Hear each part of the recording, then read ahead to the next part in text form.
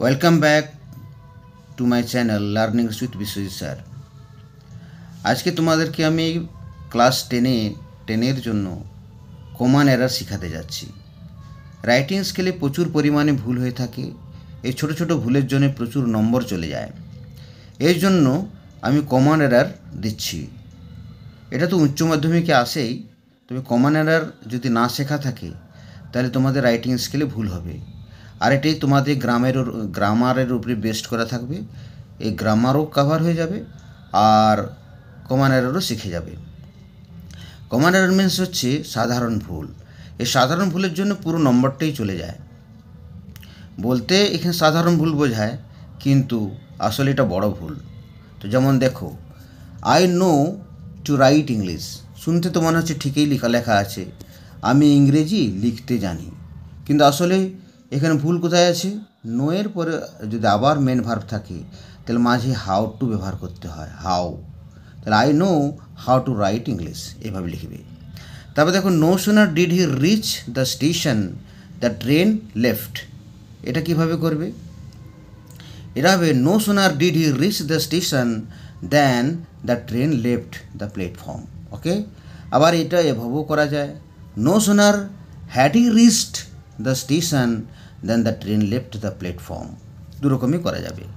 এবার দেখো, বলছে there is nothing but stars in the sky. এটা কীভাবে হবে? এটা হবে দের is nothing but stars in the sky. এই নাথিং বাটের পূর্বে আর কখনোই হবে না। নাথিং বাটের পূর্বে সর্বদাই ইজ হয় বা থার্ড পারসন ষোলো নম্বর ধরা হয়।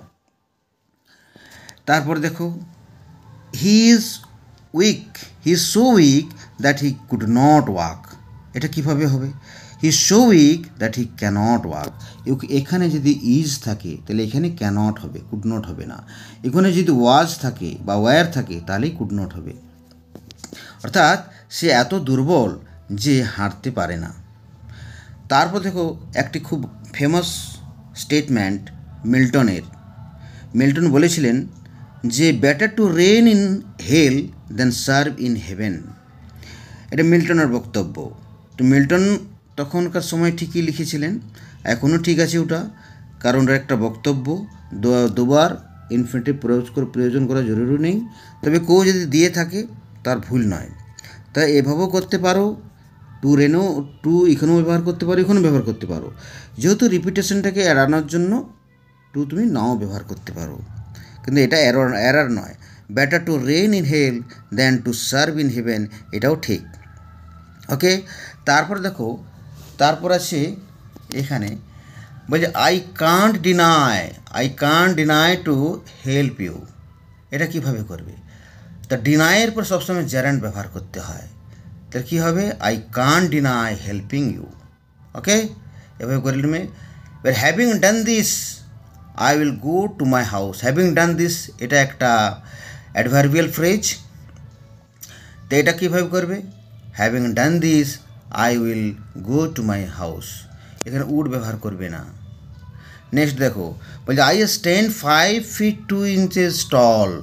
অর্থাৎ আমি 5 ফুট 2 ইঞ্চি লম্বা।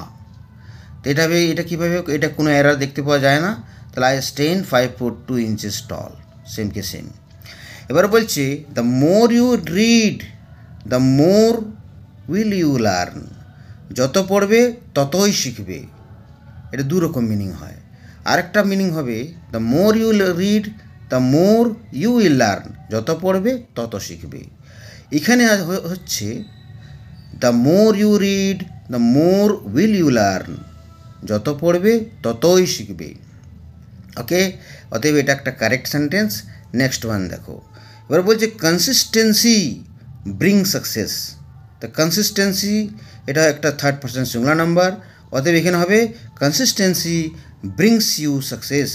অর্থাৎ ধারাবাহিকতা তোমায় সফলতা এনে দেবে বা এনে দেয়। Thank you very much my dear guys.